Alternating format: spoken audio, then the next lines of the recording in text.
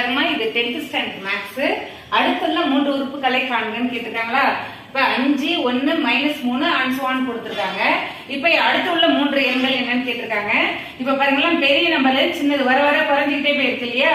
அப்ப என்ன செஞ்சிருப்பாங்க, கழிச்சிருக்காங்க.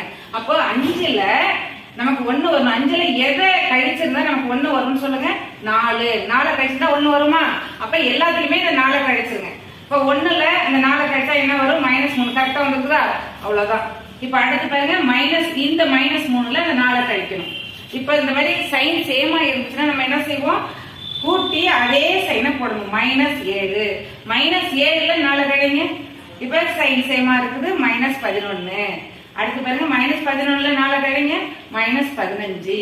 அவ்வளவுதான். நமக்கு அடுத்து 3 உறுப்புகள் -7 -11 -15 அவ்வளவுதான்.